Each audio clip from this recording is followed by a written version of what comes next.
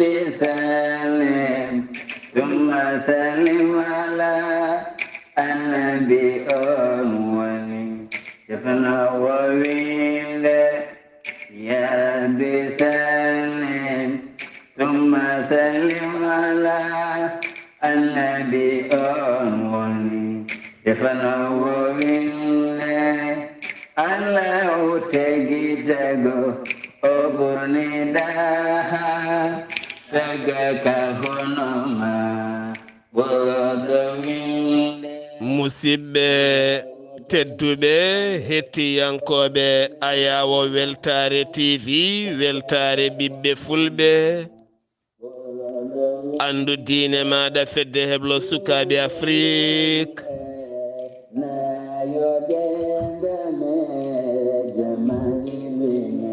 so daniri filtima ɓaleri buuɗal yurmeende fere feeñayi windere feeñjayi ɓataake bindaɗo naasaande 14 mbooy hitande ujunnaji ɗe 29 ɓatakuji men faati koye tarihaji annabaaɓe en jetti joomi men tagɗo en konnuɗen hakkunde jeeri e waalo wi kam tan yen ndew ɗum en juule annabi men tedduɗo cuɓaɗo korsuɗo e ɓerɗe men mo jamirɗen en juule kala saha en duwanima jinnaɓe men jeyɓe sababu woodede men e o duniya en jetti en jaari khalifaɓe diine aada kala musidɓe tedduɓe hettiyankoɓe ayawo weltare tv weltare ɓiɓɓe fulɓe ɗon gonɗon e joklina e windere kala sénégal mauritanie mali gambie guine hay diaspora o kala min calmini on min juurima on min duwanima on min ñaguima mon duwaw alhamdulillah en jetti allah gartirɗe en oɗo henna subaka alhamisa moƴƴo malaɗo ngam kadi addande mon ko ene wela pittali mon ko ene duusa mon e golleji mon e haajuji mon e gonka mon e gonagal mon ha ɓuron kadi humpitade nde tawno sa yiɗi wonde julɗo jogiiɗo tawhid gonɗinɗo a andat tarihaji annabaɓe sabu tarihaji annabaɓe garde annabi men tedduɗo sallallahu alayhi wa sallam ko ha muññita ɗum nde tawno julɗo foti ko muññitade ko muññitta julɗo ko noon ma ganda ko muññittuma ko nde mbawa muññitade ɗum waɗi allah andiniri men hoore muɗum koye ɗi tarihaji kettoɗa keɗorɗa hakkille mbawa faam mbasa rewde welo welo walla perdude ta o hettoro gam famde naftuma ɗum woni yanniya men o so naftima nafa amen so naftima min keɓa hen baraji ko naftanma ko ɗum woni ko naftata amen kono weltorade nde tan taw a naftortako ene gasa taw naftoyta amen minen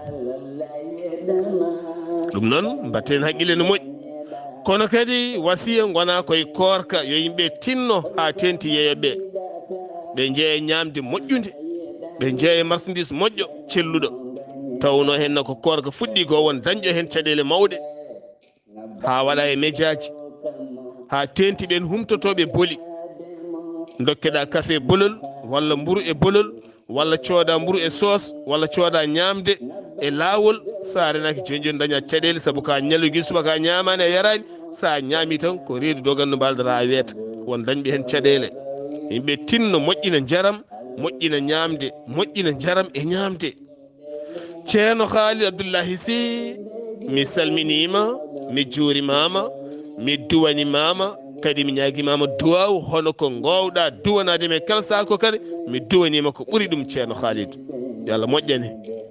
yo Allah ɓeydo moƴƴere ɓeydo nema ɓeydo gandal ngal kono kadi yewtere nde hande en teddiniri ɗum kala ɓiɗɗo ndulmajinajo ha tenti noon feddam en gasni e calminal ɗi giɗo men sehil men giƴi men Demba Idi Ba tawte Porjanti ɓiɗɗo ndulmajinajo dariɗo darde tinde lang e dow indema mi salmini dendagal fedde men nde kala hay goto mi ɗaccani kono kadi mi salmini jeunesse ndulmaji kala e dow inde musidɗo men guiɗo men sehil men ceerno Alhuseynou Kane kono kadi en calmini dendagal halifaɓe diine aada ndulmaji kala en payiɗumi dow inde wonande jinnaɗo men tedduɗo ceerno Abou Baydi Kaw ko noon kadi sohnaɓe ndulmaji tedduɓe yuɓɓuɓe joguiɓe fayidagal yo nden kaka e duusugo ɓooy kono kadi goomu ndulmaji tambiɓe to banggue pinal guila hanki taw hande arani yuɓɓinɓe jime juɓɓini mogoji guila to ndema gaynaka e sifaji goɗɗi ha ndulmaji wawi yeynade e lappippine mum kala on jarama onon foof ɗe dinguire dokkude gurdam eɗe tufɗe payodinde e ndi leydi remetendi jamma e ñalawma yo nden ka kisal gueno duumo e kala dendagal kolaɗe men kala ceerno Khalidou mi salminima mi juurimama bisimilla maɗa calmina bandiraɓe garine jewte men mi wima assalamu aleykum wa rahmatullah Yunus ndemo dano ko ɓurɗo winnere dognama Musa Khalilu werla e jeyli daliri ko sabu ɓurɗo wa aleykum assalamu wa rahmatullahi taala wa barakatuh. Seydi Saar mi salmitimama mi weltanimama no feewi mi ñaganimama Allah moƴƴere to gonɗa foof mi ñaguima Allah yo kisal Allah e nden kamum won e ma mi weltanimama no feewi yo welu yo Allah won e ma en jetti Allah gartirɗo en hande e yewtere men buuɗal yurmeende taw eɗen goni e diwan annabi Ibrahima alayhi salam en calmini dendagal julɗo ɗo woyi kono en gardini e ɗin calminali tedduɗe urɗi jinnaɓe men wonɓe sababu wodede men e oɗo aduna alhamdulillah caggal nde calminiɗen jinnaɓe men ha timmi en calmini ceerno men guiɗo men sehil men alhaji ceerno Mahmoudou Belli Mbaye en duwima nde Allah junnata gurdam makko Allah moƴƴina battane makko Allah waɗa barke eko jibina ko foof yo Allah hokkuma sembe yo Allah hokkuma cellal taw kadi ene duumo kala hen ko ari en calmini kawmen ceerno Khalil Mbaye yo Allah sellinmo yo Allah sembinmo kono en calmini guiɗam ceerno Abdullahi Khalil en calmini hato ceerno Ahmed Tidiane en mbimo Seydi Sakho kono en calmini ɗon ceerno Moustapha en calmini galle o kala hay goto en goppani en calmini lo afranaɓe en calmini jatigi men taw ko guiɗo men taw ko sehil men ceerno Ahmadou Sy e cuddiɗo makko sohna Fatimatu moƴƴuɓe ɓe Allah moƴƴini yo Allah yoɓon moƴƴere kono en calmini ceerno Samba Gangue e galle mum sohna Khadijatou Dia ceerno Ahmadou Thiam e galle mum sohna Aissatou Ndiaye yo Allah yoɓon moƴƴere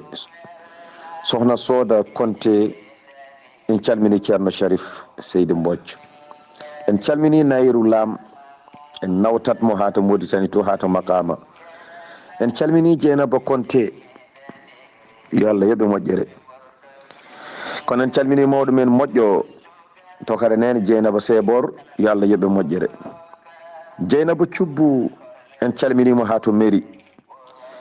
Mariam Ba to Yasine bandiraɗo men debbo moƴƴo mo teskiɗen mo battuɗe men hakkille Seydi Ba min calmini Yasine lakkinaɓe foof ceerno Huudu Diallo ha to Moropa mi salminima Mamadou Keneme mi salminima yo Allah yoɓe moƴƴere ha to Elbef Aissatou Sarr mi salmini mawɓe men moƴƴuɓe ha to Soringo moƴƴuɓe Ruga Thioune Siyel Diallo bayel ñaan ɓe ko jinnaɓe men moƴƴuɓe e ñaaguima Allah yo weluya Allah wona e mabɓe yo Allah hokkuɓe sagoji mabɓe. En calmini Faati Muta kono en calmini bandel Diako, en calmini dendagal julɓe ɓe. ɗum noon Seydi Saar mi artirarema konngol ciftina en to jarannoɗen e on saha jokken golle. Seydi Konte Hawa Konte mi salmini gaynde Diako mbiyama yo ñamir ñebbe ɗe jaam jaam ɗum noon Seydi Saar konngol arti e ma. Seydi Sy ɓe calmitima kadi min calmitima minen foof min juurimama min beltanimama no fewi. eɗen gara seet tan e mettuwo mo leydi Sénégal aɓe hanki jaltini wonde oɗo saaha ma nguleki duumo seeɗa yogay jokli leydi ndi Sénégal kono ɓurata teskede koto banggue Kaffrine, Kolda, Tamba, Sédhiou, Fatick, ɗi nokkuji kala ma yaha to Matam noon, kono ko ɗi nokkuji Diourbel en ɓurata wulde ma yaha 4.2 degré. eɗen gandi ɗum noon ngulekki woni koye arde tigui rigui aɓe mbasiyi tan nde rewɓe sowiɓe e nayeɓe nde ɓurata surade nde tawno nguleki ɓuuri wawde tampinde ko ɓen kamɓe sukaɓe tokkosɓe. ceerno Khalid Abdullahi Sy a jarama. gonɗen koye annabi Ibrahima kono ko en siloyiɓe wonandemo annabi Ibrahima o nela e laamu mum o alay saago yimɓe ganda holi kanko. koye makko gonɗen ganden iwdi makko nde tawno neɗɗo suyama ko bonɗo wittu seeɗa holko jeeyi sababu o boni e holɗo iwi. ɗum woni fulɓe ko mbiyata ko neɗɗo so yani woto ƴewɗo yani ɗo yo ƴeew ko liɓimo ko ndaw gonga. ceerno Khalidou gonɗen koye Namrouza ɗo yimɓe wuro ngo jiimo ladde gartirimo e wuro ngo innirimo inde Namrouza. ceerno Khalidou bisimilla maɗa. Seydi Saar mi salmitimama lawol gongol, mi weltanimama no feewi, mi ñaganimama Allah moƴƴere to gonɗa foof yo weluya Allah e kisal mum e ndenka mum won e ma. a jarama de weltima sanni. eyyi ɗaccirnoɗen ko kanko Namrouza ɗo cewgu ngu muyninannomo ɗo ha yimɓe wuro ɓe tini ɓe gari ɓe ƴettimo ɓe nayumo. ngon wuro noon yimɓe mum nehimo kanko oɗo Namrouza. e on saaha ɓe nayumo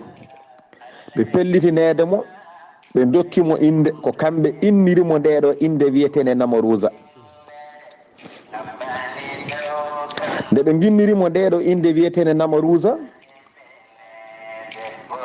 o woni ɗo mabɓe ɗo ha o fuɗɗi mawnude kanko Namrouza. o mawni o watti tajje laabi o woni jabaro ala ko huuli wadde ko neɗɗo cembulinɗo ko neɗɗo cuusɗo o hulata haydara. Seydi Saar ɗum kadi ko hunde ɓoyde hay sa ƴeewi enen tan koye men waɗino sa'aji ɓurɗo wawde wujjoyde foof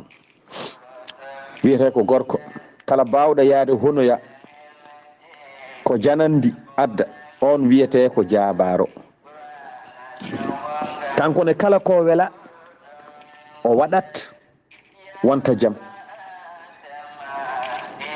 hay goto suusa haalde e makko, hay goto suusa wiidemo dande. o woori noon ha yimɓe hewɓe notimo o dañi konu hewngu taw konu ngu wallata tan ko kanko. konu ngu ko kanko wallata. o dañi yimɓe ɓe ganduɗa ko kanko woni chef mabɓe. omo yamiraɓe mbaɗe ɗum goppe ɗum janoye e kaari hande goppe o jogui konngol e dow ɓen ɗon yimɓe. nde won noon goto foof ene jogui ko yiɗi wonde, ene jogui ko weltorto. ene waɗi yimɓe ko yimɓe waɓe ni tan ɓe jiiɗi. kanko ne yimɓe hewɓe notimo e fannu mo woni mo jogui o. ɓe ngari ɓe notimo haɓe keewi. O dañi dental mawgal ngal omo wallodira wawde wadde ko yiɗi wadde ko bandiyagal o yiɗi wadde ngal. wadde Seydi Saar konngol arti e ma e on saha jokken golle. ceerno Khalidou ɓiɗɗo so jibinama nehaka woni wuro tan ala kajindi ala kaɗindi jogoto fedde. nden fedde noon so nde mawni ɗum woni hankadi wontan ko ganseruji mawɗi. ɗum hannde ne jeeya ko tampini leyɗele men ga gonta gujji jawdi mbatta wujude jawdi darindi. so jawdi mawni ɗo ɓe ngara ɓe gujja ɓe nawa ala mbawɗa hen gujja pucci gujja téléphone aji kela boutique aji jana yimɓe taƴa pop. hande ko ɗum tan ɓiɗɗo so jibinama nehaka jangguinaka meccal jangguinaka diine jangguinaka haydara tan wamtoto. ceerno Haali Abdullahi Sy o dañi fedde o dañi dental o suusi te taw neɗɗo so dañi dental tan o suusat. o dañi waaɓe no o wayni o suusi holko woni kuccam makko kanko Namrouza. Seydi Saar mi salmitimama laawol gongol mi weltanimama no feewi yo Allah yoɓe moƴƴere. en calmini baba Sildu Mbocc e kaw Yahya ceerno Haruna Ballali en calminimo ha to gongeji. en calmini kadi ɗo tawe ɗo e ɗo e leydi France en calmini wondiɓe ɓe ko. a jarama Seydi Saar kanko oɗo Namrouza ko kanko kaleten ha joni nde won noon ko kanko woni jogorɗo sippiroyde e annabi Ibrahima sippirande adide ko kanko. ko ɗum waɗi eɗen kaala holi kanko ko silande ha mbawen famde oɗo mo Ibrahima waddata kam holi kañum. ɗum addanen haalde holi kanko e to ummi ɗo rewi ha o woni ko ha o laami laamu ngu o laami ngu. joni noon kanko oɗo Namrouza bun Kanaan o woni bandi o woni mawɗo bandiji o dañi dental kewgal ngal ina walla mo e ngal bandiyagal ngal o sohli. o dañi konu hankkadi hay somo haaɓe o dañi wallaɓe hankkadi ɓeɗo ne mbawi yondemo e kala ko yiɗi. ɗum waɗi fa balaga ɗum yettoyi ila abihi Kanaan. habaru makko yettoyi fewde e bam makko. bam makko biyetede Kanaan on jibinimo kanko wiyete ko Namrouza bun Kanaan. ɗum waɗi bam makko ko kañum laamino e on ɗon saaha kañum joguino pouvoir kañum joguino laamu. joni noon e hoddire Allah bam makko rendini konu mum ngam yaade huccodirde e makko ƴewdemo saabi nanimo kono kañum waɗani omo wuuri. waɗani kay ko ɓiñum woni ɗo en kono nani wonde aha jambara goto denan ɗo ko ni wiyete. bam makko heɓani innudemo ni saka anda ko kanko woni ɗon. bam makko ne jibinimo tan wi ko yo weddoye ɓe keɓani hokkudemo inde. bam makko e nene makko dokkanimo inde ha joni ɓe beddoyimomo. i joni noon zamanuji jeehi ha duuɓi dañama ha o mawni o rokkama inde ko woɓɓe dokkimo inde hoccunoɓe mo ɓe en kaalino yaari ɓen noon dokkimo inde o mawni ɓe batti nande won gonɗo ɗon wiye naggam ko jambaro ko ni o wayi o dañi konu ɓe nani inde nde kono ɓe ganda ko ɓi yiiɓe o woni ɗo henna. ɓe ganda ko ɓi yiiɓe o woni ɗo kono ɓe nani habaru makko. babiraɗo o serata e nande habaru makko. ɗum noon Seydi Saar konngol arti e ma e on saha jokken golle. ceerno Khalidou kaɗo haala aka waajo en aka waajoma an keɗotoɗo an joom galle o e an nene galle o e an jogorɗo wonde baaba galle e an jogorɗo wonde nene galle e an hande acciɗɗo wonde baaba galle e an gacciɗɗo wonde nene galle. sabu no fof kon jibinɓe haala ka oɗon ketto enen ketto fof ma dañ ko nafti en no feewi. ceerno Khalid Abdullahi Sy baaba o nani gorko kelnuɗo tene helni koye laamu mum te aɗa andi laamɗo leydi so nani fedde jibinama fedde nde ko fedde bandiji hewde doole no toɗɗanade jamma baaba o natti ɗanade kanko Kanaan o yiɗi ummanade ɗum e hol kuccam makko kanko babayde kanko woni laamɗo. Seydi Saar mi salmitimama laawol gongol, mi weltanimama no feewi. Yo Allah yoɓe moƴƴere. Alhamdulillahi rabbil alamin. En calmini senjenaɓe fof, kono en calmini soringonaɓe fof, hay goto en goppa en. En calmini kaw Saïdou Sy ha to Gambi e cuddiɗo mum e ɓesgu mum kala. Seydi Saar bamum Namrouz biyeteɗo Kanaan o nani gorko goto nen ɗo koko helni on, ko kelnuɗo, ko donkanaɗo, hay goto wawanamo. haala makko kanko Namrouz mawni e noppi bam makko jibinɗomo e zati. haala ka heewi e noppi on, kono on anda ko ɓiyum mo weddino o woni ɗo henna. on sagi o ƴetti konu makko kankone babiraɗo o huccinoyi ɗum e ɓiɗɗo o biyeteɗo Kanaan, ɓiɗɗo o biyeteɗo Namrouz. o ari o hucciti kanko Kanaan, o hucciti ɓiyi ko biyeteɗo Namrouz, kanko e yimɓe makko haɓe jetti ɓiɗɗo o. ɗum waɗi nde Namrouz yi nguɗo konungo babiraɗo o addini huccino e makko, o anda noon oɗo ko bam makko woni ɗo, babiraɗo o anda oɗo ko ɓiyum woni ɗo. komi lamɗo tan mi nani neɗɗo nanɗo ene taƴa laabi, ene waɗa yimɓe ene hefta bagasuji, mi momi yaha mi hucca e makko, ko ni baba o waɗi. nden noon kanko ɓiɗɗo o hono Namrouz o yi konu babiraɗo o tan, o darni konu makko. ɗum waɗi o fayi e mabɓe kankone, kanko e konu makko fof ɓe dagani konu babiraɗo o. ɗum waɗi ɓe kuccodiri, nde ɓe kuccodiri tan ɓe natodiri, ɓe goni e waddude no gandirɗen wolde, no wolde wayata ni tan kamɓene ɓe natodiri. ɗum waɗi ɓe natodiri, kanko Namrouz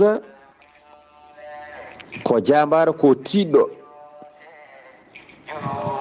ɗum waɗi ko konu babiraɗo o adduno ngu ko heewi hen o heeli, ko heewi hen o wari kanko Namrouz. ɗum noon o wari yimɓe babiraɓe hewɓe hen, o fooliɓe ko ɗon konngol ngol attema Seydi Saar e on saaha jokken golle. est ce que hakkunde baaba e ɓiɗɗo, o baaba jibinɗo ɓiɗɗo wi ɓiɗɗo ko kiitaɗo yo wedde. ɓiɗɗo yeehi ladde mawnini arti nana huccodire bamum. ceerno Khalidou wolde nana hakkude mabɓe. kanko Namrouz o teɓɓiti hewɓe e sagataɓe baaba o, holno waddi e baaba o ceerno Khalidou. Seydi Saar mi salmitimama lawol gongol, mi weltanimama no feewi, mi ñaganimama Allah moƴƴere to gonɗa foof. yo jaam Allah e kisal mum e ndenka mum won e ma. e hoddira Allah e bawɗe muɗum ɓe gonno koye habde. kono en calminiɗo ceerno Samba Gangue e ceerno Ahmadou Thiam, sohna Khadijatou Dia e sohna Aissatou Ndiaye, en calminiɓe. kono mi salmini banam debbo o hono Sira Gako, a jarama. en beltanimaɓe no feewi. alhamdulillahi rabbil alamin. e hoddira Allah e bawɗe mum kanko oɗo Namrouz bun Kanaan, o huccodiri ko e bammakko heɓe mbadda. joni noon bammakko mettini no warde yimɓe mum ɓe ni, kañumne raganimo, ene yiiɗi ɗaɓɓudemo kañumne ha wawa wardemo. kono noon o heɓani maldede e warde ɓiɗɗo o kanko baba o. ɗo wari ɓiɗɗo o kañum dañi fewnitade e makko wari babiraɗo o kanko namarusa o wari kana'an bam makko kono ɗo wari kana'an ɗo wari kana'an ɗo kana'an andana ko ɓiyum o woni ɗo ko huwa la yalam annahu ibnuhu wala namarus yalam bidalik hay goto e mabɓe anda goɗɗo on ko kañum woni ɓiɗɗo o anda o ko bamum babiraɗo anda o ko ɓiyum mo mbayruɗa ene jibina dañani balɗe ɗiɗi balɗe tati jiiɗa ɗum ko ene jogui doole ɓuwane haaɓe weeɓani andirde noon nde won noon ko babiraɗo o laamino kankone nde o wari babiraɗo o tan o ƴettiti laamu ngu hankkadi o saratil mamlakati bi yadihi o ƴetti laamu ngu kanko namarusa bun kana'an o watti hankkadi noon dikkade leyɗele goɗɗe hankkadi kala leydi ndi o nani ko kañum ɓuuri hewde doole e oɗo saaha o waɗa feere ha o jotodira e ndin leydi to banggue doole to banggue haare o foola ndin leydi kadi o heɓta ndin leydi o jeyta kala mo nani kadi hande ene heewi doole o wiya aha ɓe mboɗo sohlude men kadi mi hefta leydi mabɓe mi watta e leydam ɗum waɗi o wattindi omo honoya leyɗele goɗɗe kala lamɗo mo nani o yaha toon o waɗa feere o tellina on e laamu mum o laamo ɗum o hefta ndin leydi kadi kala mo dikki o heewi ko folde ɗum ɗum noon Seydi Saar konngol arti e ma e on saaha jokken golle Seydi Sy a jarama golle ma jooɗi peewi musidɓe tedduɓe hettiyankoɓe yewtere buuɗal yurmede no taarih o lelori ni mboɗa andi an kadi puɗɗima famde ko jiɗɗen addande men ha ɓuuren famde ko jeeyi sababu nelal annabi Ibrahima e ngol ɗo hen leñol gam ndiɗo hen gaari hande helnudi caggal nde fomni bamum wari ɗum goto mabɓe kala andani goɗɗo o hande o laamima watti dikkade leyɗele goɗɗe ene foola ha hande ne yanña laamu mum te ko laamu bandiji ko haɓɓude fiide tan e bonnude leydi ɗum jeeyi sababu ha ganden ko jeeyi sababu Allah jaɓata ɗe gueɗe omo nela garowo hoyna on ndin gaari hoynude woni yimɓe ceerno Khalidou Abdullahi Sy a jarama yo Allah yo moƴƴere saabu ɗum ɗo ko humpidde ɗum ɗo woni humpidde sanani journaliste ko ɗum yimɓe ciga journaliste tan ko jooɗade leydi ndiɗo hen lamɗo o yiiga ala ɗum ɗo hen ko journaliste ji Allah goni ɗo ene kabrana yimɓeɓe ko Allah haali e Qur'ana waddanoɓe ko histoire en ko histoire baɗɗo fayida jaydiyankagal ne yaaji ɗum ko jaydiyanke gonda koye jaynude ɗo hen tarikhaji bannoɗi moni kala daña hen pinal e gandal wawa jertade wawa nehede wawa rentade saabu rendo men enene koye eɗen keewi elo elo ndi jawdi jibini ndi jawdi jibinama ɗum aɓani ɗum ko ni wayi ɗum ko ni wayi so woni ɗo eloji elodiren ha elo jibina men enenne koye men kene wontan men caɗele foof ko haqqille ceerno Khalidou ko Namrouge boni ko no boni ndi gaari boni Allah rokkimo doole e sembe ceernam joni kankone hol kuccam golle makko caggal mono helni lamɓe woɗɓe Seydi Saar mi salmitimama lawol gongol mi weltanimama en calminiɗo ceerno Ahmadou Sy to Lo Havre nawtetemo ko ha to Hordolde kanko e cuɗɗire makko sohna Fatimatu Konnati wonde kadi en calmini sukaɓeɓe kala Seydi Saar mi weltanimama no feewi o gorko ko bonɗo en mbi kala wuuro ngo o nani o yahat o dikkoɓe o foolaɓe o foola lamɗo o watta ɗum e jimadi makko o jeyta kadi ndin leydi ko ni tan o woori kanko Namarusa o ni o woori omo ƴetta leyɗele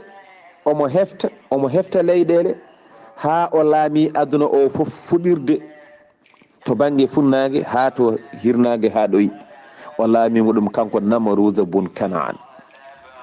eɗen gandi laamiɓe aduna o ko nayo tan, meɗɓe laamade aduna to leydi tuggi e to leydi haaɗi koɓe nayo tan. hen ɗiɗo ko julɓe, hen ɗiɗo ko heefereɓe. ɗiɗo heefereɓe ɓe noon kanko oɗo namarusa ko e mabɓe jeeya, ko kanko e buhtu nasar. ɓeɗo ɗiɗo meeɗi laamade aduna to banggue heefereɓe, le en meeɗi haalde ɗum. kanko noon namarusa o laamima leydi to tuggi e to leydi haaɗi aduna o foof, e gurdam makko o laamima ɗum. e on saaha noon kanko namarusa bun kanaan o rewanno ko sanamuji,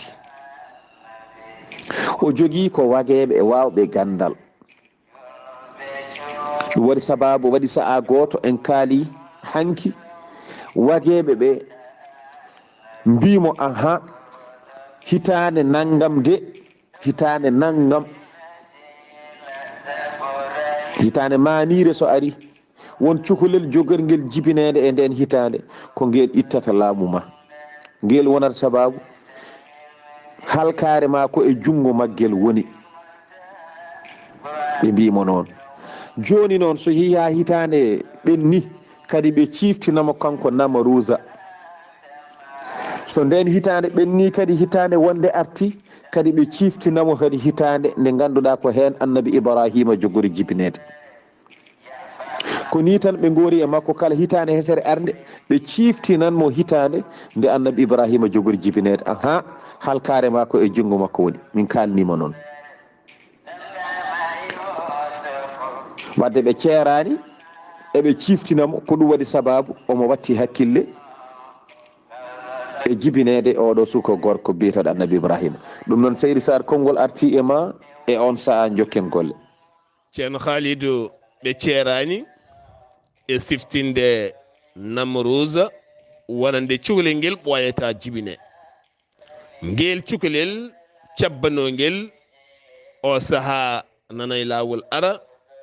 ɗo ɓattiɗo holko wiileɓe kalanimo kanko namarusa e oɗon saaha taw kanko baba annabi ibrahima beele o jibinama walla ala o suwa. Seydi Saar mi salmitimama, mi weltanimama no feewi. yo Allah yoɓe moƴƴere. weltanama. mi calminiɗo sohna Habi Waddu ha to jeune villiers, yo Allah yomo moƴƴere. kono en calmini ceerno Mamadou Anne e mawnam sohna Hawwa Sy,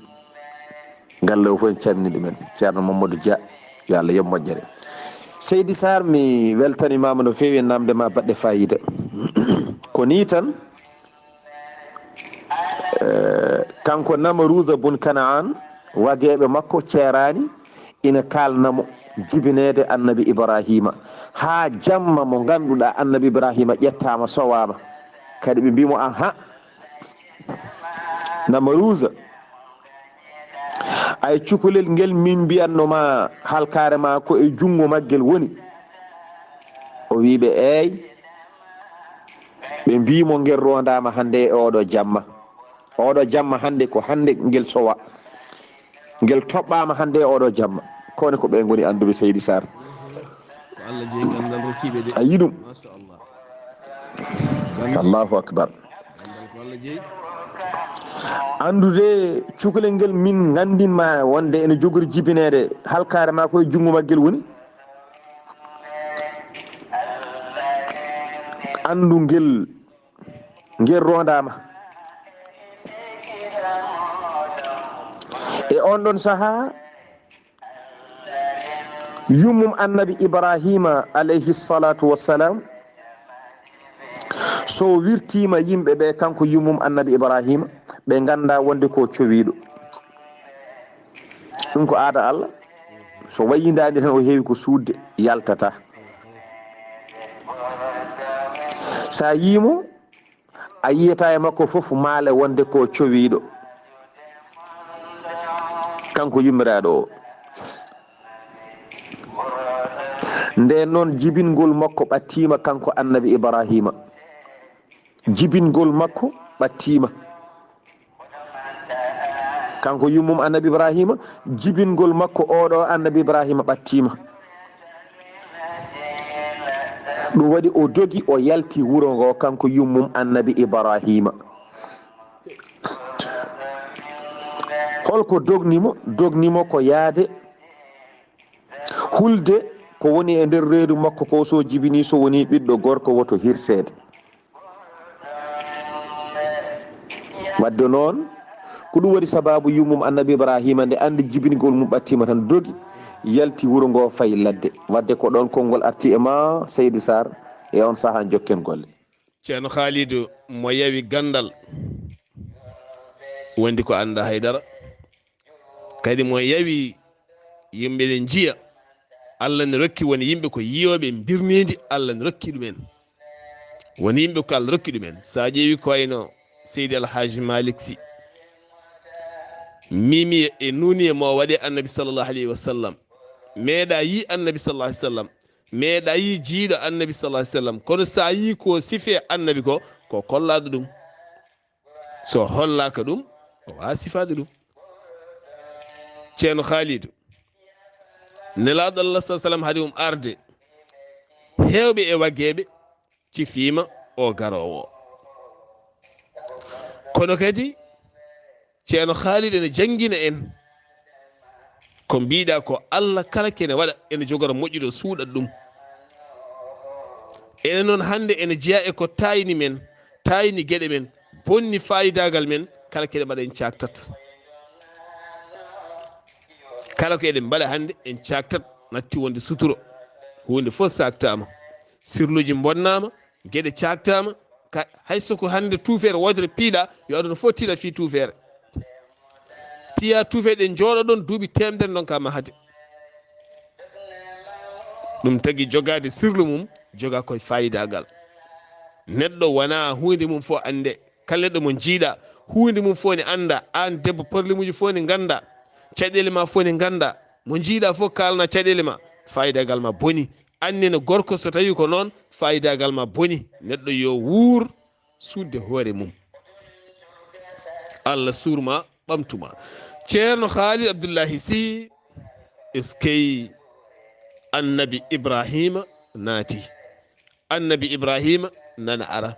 ndiye ngaari bondi nana leewo ɓernde makko nana ƴengi ngam sikkude ɓe wageɓe ko kaali ko ma o fool ko jogori arde ko nene mum annabi Ibrahima yalti wuro ngo aɓe kewi wadde ɗum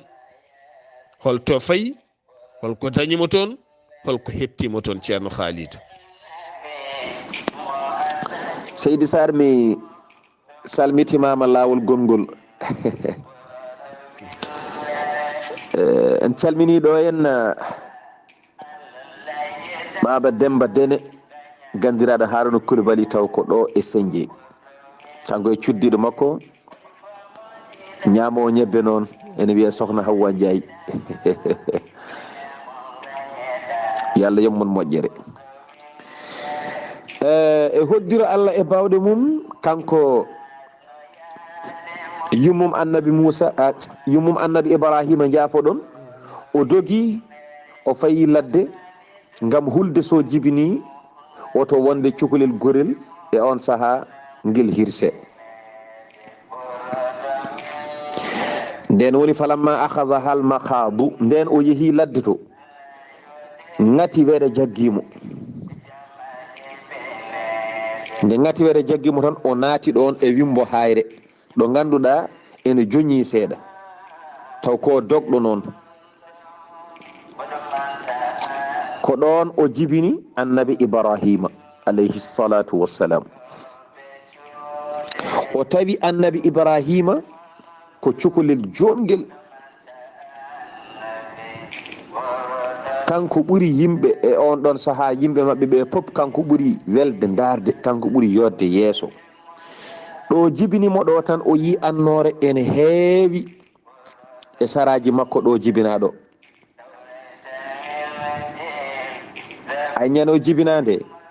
e on ɗon jamma sanamuji gonnoɗi e nder leydi maɓɓe ndi fof kanji fof ɗi jani e leydi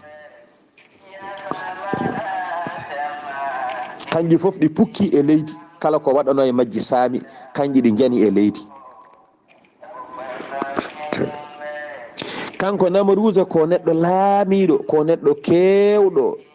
jaaƴƴo laamu, kewɗo doole, ko neɗɗo mo ganduɗa mo jogii yimɓe tedduɓe ɓe ganduɗa ko jimani makko ɓe goni, ko less makko ɓe goni, ko e yamirore makko ɓe dogata kamɓe ɓen ɗon yimɓe. kono ñande annabi Ibrahima jibina tedduɓe e yimɓe makko foof jani,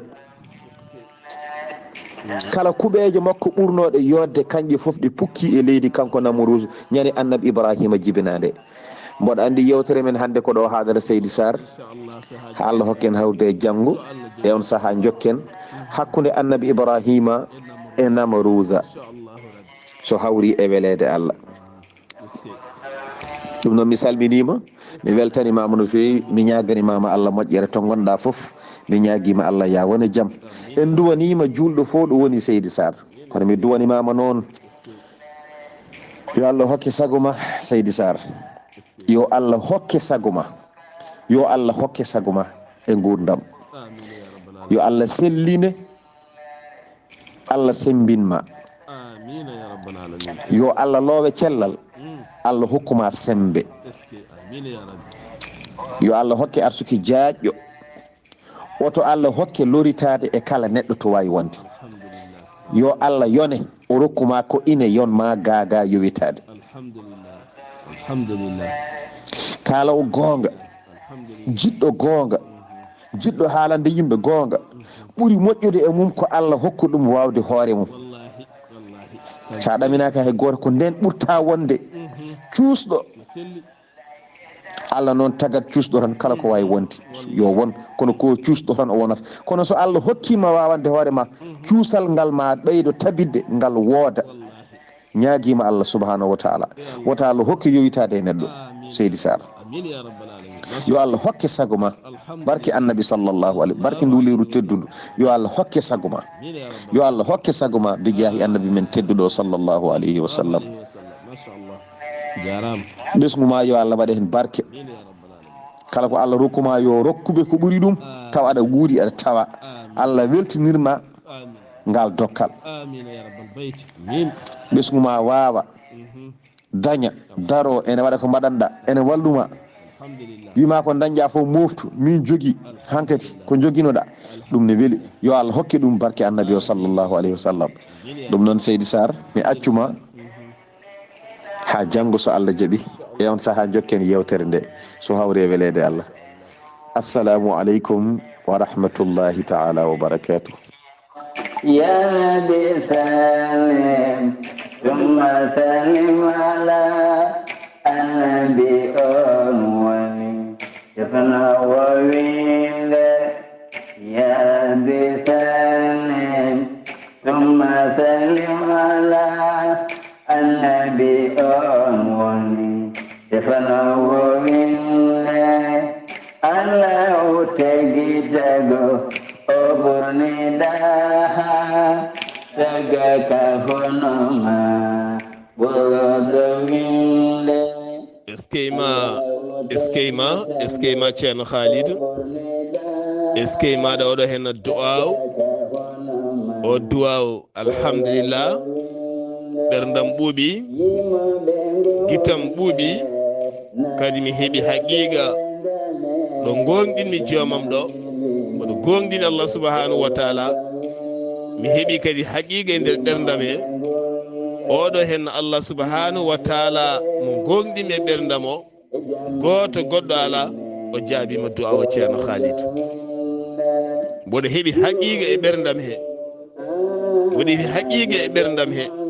Allah jaabima o du'a o ceerno Khalid.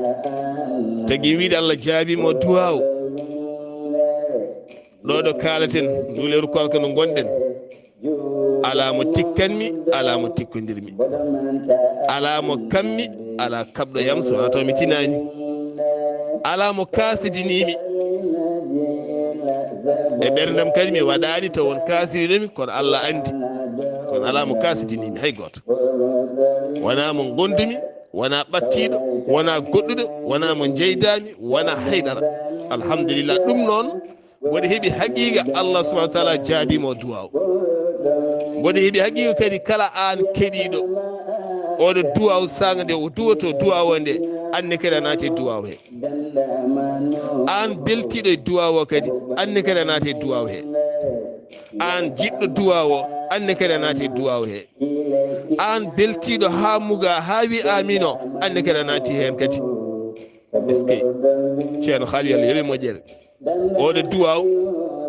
omo jari waɗande sadak dammuwol jomum hirsa ñaama e galle mum walla sakko omo jari ɗum an keɗiɗo beltoriɗo jiɗɗo haaju mum humto e oɗo duwaw o waɗɗum an yaltin sadak dammuwol cakkoɗa denda e galle moon ñamon beltoɗon jarlodiron jafodiron ene fo Allah nanna men e oɗo duwaw oɗo duwaw enen fo en dendimo o wona kumtal haaju men moni kala yo waɗanmo sadak sa wannimo sadak tan a naati hen anne kadi haaju ma humtima hen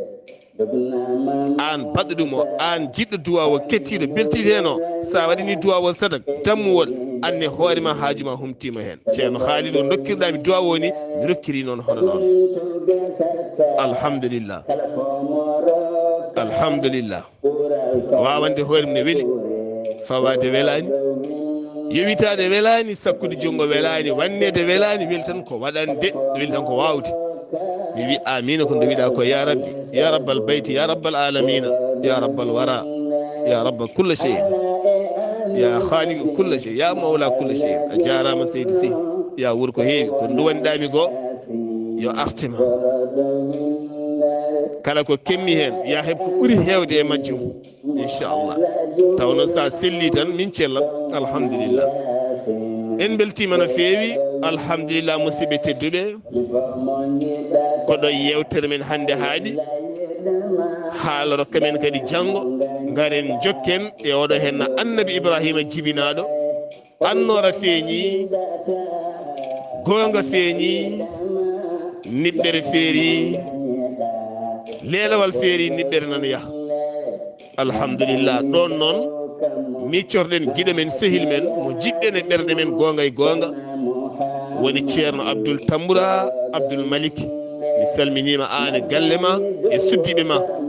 saabu kalde Allah nannuma Dakar an foye heñade diwa Amérique gara e Sénégal aɗa jogui haajuji ujunere kono mbiya hay soko seconde goto mi ɓennata sona mi yima gara haɗo konmi ɗo a natta galle ni daroɗa tan ko demar galle sara yaltu jiya mi yima tan a weltima gasi e yeehi ɗum ko ɓitti ɓili kala nde Allah nannuma ɗo a waɗat ɗum ceeya an ka guiɗo ka sehili ka bawɗo yidde ka bawɗo korsa saabu woni neɗɗo bawɗo yidde ko ɓittowo haaju e nder haaju neɗɗo mo wawata ɓittude haaju e nder haaju o ittanta neɗɗo haaju o humtata haaju yo Allah yoɓe moƴƴere kono kadi sohna rahmatullahi gueyi ha to Italie bani men debbo mawni men korsuɗo mi ligga calminali ɗi e maɗa jettina en dental yiɓɓe Sar Abdullahi Sar woni sohna haaji Yaya Sar mawnam ya wuur ko heewi ane mawniraɓe wonɓe toon e gorgolaɓe yimiraɓe kala ha toon to lobbude yurmede Maymuna Cubbo mi rewni calminali ɗi kala e ma jettina en dental yiɓɓe Sar Abdullahi Sar kono ne kadi bani men debbo sohna Aminata Gise ane joom galle ma dental yiɓɓe Sar Abdullahi Sar ceerno haali Abdullahi Sy jettinamin calminali kono ne kadi Mamadou Boubouba gorko mo fasu dental yiɓɓe Sar Abdullahi Sar Mouhtar Wagne